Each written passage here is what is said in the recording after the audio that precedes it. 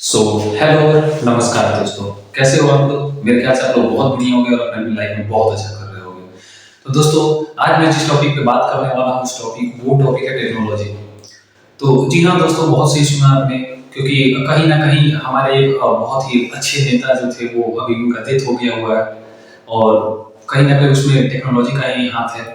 तो इससे पहले मैं आप सभी को टेक्नोलॉजी से इंट्रोड्यूस करूँगा, मैं ये बताना चाहूँगा कि अभी के समय में 90 टू 99% 95% जितनी भी चीज़ें हैं, वो सारी चीज़ें अभी टेक्नोलॉजी से कंट्रोल हो रही है या फिर टेक्नोलॉजी पे ही डिपेंडेंट है।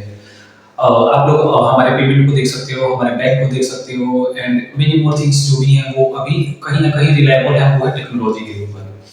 तो आप एक चीज़ से फ़ैमिलियर हो गए चैट जीपीटी से और बहुत कुछ दिनों पहले चैट जीपीटी का पूरा सर्वर डाउन हो गया हुआ था। इवन जो चैट जीपीटी जो यूज़ करता है सर्वर क्लाउडफ्लेयर का यूज़ करता है। तो वो जो था वो कुछ समय के लिए पूरा शट डाउन हो गया हुआ था।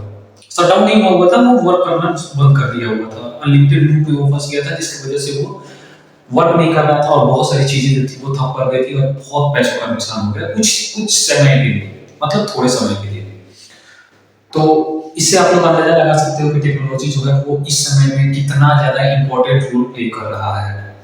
और आप लोगों को जान के हैरानी होगा, मात्र 5 से 6 कैरेक्टर ऐसा था जो इधर से उधर हुआ हुआ था जिसकी वजह से वो पूरा सिस्टम जो था वो हैंग किया हुआ था। मतलब इन द सेंस हैंग नहीं, वो अनलिमिटेड लूप में फँस गया हुआ था। अब लूप वगैरह के बारे में अगर बात करते चला जाए तो वीडियो बहुत लंबा खींच जाएगा। तो मैं बस इतना बताना चाहूँगा कि आप लोगों को भी इससे पहले भी आप लोग टेक्नोलॉजी को यूज़ करो, यूज़ करने से पहले उसको जानो कि क्या है, उसका वर्क क्या है, कैसे वर्क करता है, उसका एडवांटेज क्या है, डिसएडवांटेज क्या है, उसके क्या-क्या हम लोग उसका फ़ायदा उठा सकते हैं, क्या-क्या हम लोग को उसका नुकसान होगा। ये सारी चीज़ें हम लोग को देख के एंड देन टेक्नोलॉजी को यूज़ करना चाहिए। इस समय टेक के मामले में एक बहुत ही क्या ही बोले फेमस कोट है कि अगर कोई भी चीज़ ऑनलाइन आ गया तो वो कभी भी खत्म नहीं हो सकता है। जैसे कि साइंस में आप लोग पढ़े होंगे कि कुछ-कुछ चीज़ें जो होती है वो कभी डिस्ट्रॉय नहीं होती है। कुछ केमिकल्स वगैरह ऐसे हैं जो कभी भी खत्म नहीं होते, वो एग्ज़िस्ट करते हैं, वो वैसे ही रह जाते हैं। फॉर एग्ज़ाम्पल जैसे प्लास्टिक है हमारा, उसको अगर 100 साल भी वैसे रख दिया जाए तो वो वैसे का वैसा ही रह जाएगा। तो वैसे ही है हमारा इंटरनेट। इंटरनेट पे जो भी चीज़ें आती हैं वो कभी नहीं जाती और मैं बात कर रहा हूँ टेक्नोलॉजी के ऊपर, इंटरनेट के ऊपर भी अगर बात करने चला जाया जाए, तो वो भी बहुत लंबा खींच जाएगा। तो टेक्नोलॉजी से मेरा मतलब ये है कि अभी बहुत सारी चीज़ें हैं एंड जो ऑपरेट हो रही हैं, जो हम लोग यूज़ कर रहे हैं, जो हमारे डेली लाइफ में यूज़ हो रहा है, वो सारी चीज़ें अभी टेक्नोलॉजी पे ही डिपेंडेंट है। इवन एक सिंगल मिस्टेक बहुत सारे लोगों का जान ले सकता है। एक सिंगल क्या ही बोले, बूंद केमिकल का बहुत सारे लोगों को मौत के घाट उतारने के लिए काफ़ी है।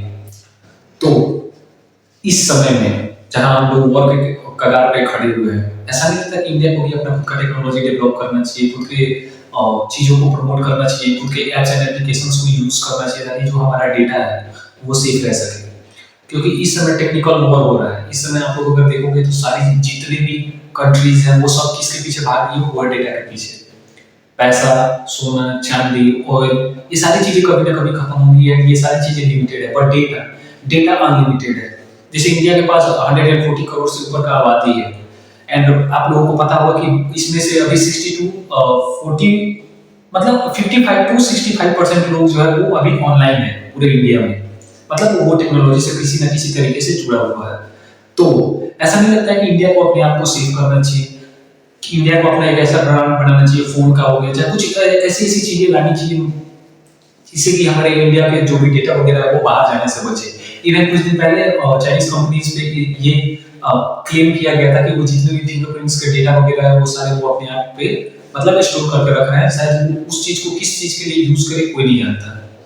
इवन बहुत सारे मॉडल्स वगैरह हैं, अभी एआई मॉडल्स वगैरह आ चुके हैं जो हमारे फेस रिकॉग्निशन को यूज़ करके एंड देन उसको ट्रेन किया जा रहा है। वो ट्रेन हो भी रहा है। आप लोग मेटा का देख सकते हो एआई, जेमिनी देख सकते हो, कोपायलट देख सकते हो। ये सारी जितने भी एआईज़ वगैरह हैं, जो भी वो पिक्चर्स वगैरह जनरेट करके देती हैं, आप लोग जो भी रियलिस्टिक पिक्चर्स वगैरह देते हो, जिससे आप लोग पिक्चर वगैरह जनरेट करवाते हो, वो सारी चीज़ें क्या करती है हमारे फेस का जो भी रेशियो वगैरह होता है, अगर आप लोग ट्रिग्नोमेट्री पढ़े होंगे तो आप लोगों को अच्छे से पता होगा। इवन सुपर 30 में एक कोट है ऋतिक रोशन का कि फेस का जो ट्रिग्नोमेट्री होता है वो बहुत ज़्यादा मायने रखता है किसी को सुंदर और बदसूरत दिखाने में। तो वो सारी चीज़ों को वो रीड करता है एंड सारे डेटा को रखा रहता है। अगर इन फ्यूचर एआई जो है वो अभी और भी ज़्यादा एडवांस हुआ तो क्या आप लोगों को नहीं लगता है कि वो अपने आप को बचाने के लिए इसको गलत वे में यूज़ करेगा? इवन कुछ दिन पहले एक एडवर्टाइजमेंट आया हुआ था। इंडिया में तो वैसे एडवर्टाइजमेंट वगैरह आता नहीं है क्योंकि इंडिया के लोगों को उससे कोई फर्क नहीं पड़ता है, बट वो अदर कंट्री का एडवर्टाइजमेंट था जिसमें दिखाया गया था कि एक छोटी बच्ची कैसे धीरे धीरे धीरे धीरे उसके फेशियल रिकॉग्निशन को यूज करके, उसके बस एक सिंगल पिक्चर को यूज करके उसके जवानी से लेकर बुढ़ापे तक का सारा चीज दिखा दिया गया और इवन उसकी वॉइस का कॉपी हो रहा था, वॉइस का क्लोन हो रहा था। तो टेक्नोलॉजी इसमें इतना ज्यादा एडवांस हो गया है। स्टिल इतना एडवांस होने के बावजूद भी इंडिया जैसे कंट्री में प्लेन क्रैश कर जाता है। इंडिया में नेता हमारे जितने भी पॉलिटिशियंस हैं उनको ये नहीं पता चलता है कि क्या करना चाहिए क्या नहीं करना चाहिए। इतना टेक्नोलॉजी एडवांस होने के बावजूद भी क्या फायदा जब हमारा कंट्री आगे बढ़ ही नहीं रहा है। इवन धीरे धीरे हम लोग देख रहे हैं जो भी हमारे प्राइवेट जो कंपनीज वगैरह हैं वो अपना हाथ धीरे धीरे आजमा रही है टेक्नोलॉजी में, धीरे धीरे हम लोग एडवांस हो रहे हैं, बट उनका क्या जो हमसे ऑलरेडी बहुत ज्यादा एडवांस है। आप लोग चाइना में देख सकते हो, उसके पास एक सौरा का मॉडल है जो कि एकदम रियलिस्टिक वीडियोस वगैरह जनरेट करके दे देता है। इवन आप लोग अगर जेमिनी और कुछ ऐसे प्लेटफॉर्म्स हैं जिससे अगर आप लोग वीडियोस वगैरह जनरेट कराते हो तो वो मिनिमम 6 सेकंड का वीडियो जनरेट करके देता है। बट बहुत सारे प्लेटफॉर्म्स ऐसे हैं जो कि minute 2 minute 5 minute 6 minute and minimum 10 minute तक का वीडियोस वगैरह जो भी है वो जनरेट करके वो दे देती है। तो जो कंपनी या फिर जो कंट्री इतना वीडियो जनरेट करवा सकता है, आपको क्या लगता है आपके फेशियल रिकॉग्निशन एंड इन सारी चीजों का यूज करके वो कुछ गलत यूज नहीं कर सकता है? चलिए ठीक है, वो नहीं करेगा, उस पर कुछ बॉन्डेंस या फिर बाउंड्रीज वगैरह है उससे वो नहीं करेगा। बट अगर किसी ऐसे हैकर के हाथ में लग गया जो उसका मिसयूज करे, फिर क्या करेंगे हम लोग?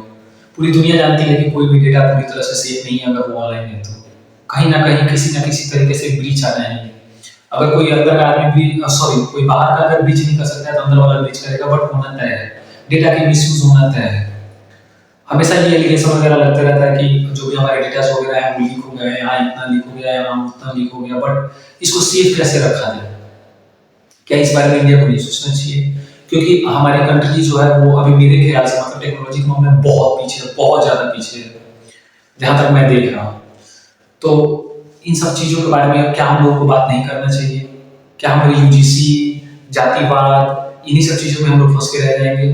कभी अपने देश को आगे बढ़ाने के बारे में नहीं सोचेंगे? इवन हमारे जो भी डिफेंस बजट है उसको नहीं बढ़ाना चाहिए? क्या हमारे डिफेंस पे और ज्यादा काम नहीं करना चाहिए? क्या हमारे इंडियन आर्मी पे और ज्यादा पैसा खर्च नहीं करना चाहिए ताकि जो हमारा देश है और ज्यादा ये स्ट्रॉन्ग बने? फिलहाल अभी जियोपॉलिटिक्स से बाहर निकल गए और रियलिटी में हम लोगों को नहीं आना चाहिए। पॉलिटिक्स होते रहेगा, उसको साइड करके हम लोग अपने देश को आगे बढ़ाने के बारे में नहीं सोचना चाहिए।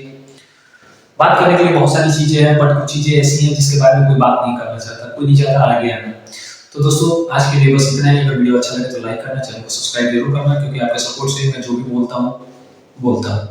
तो अगर ऐसे वीडियोस आप लोगों को चाहिए, सपोर्ट करना। तो आज के लिए बस इतना ही। Thank you.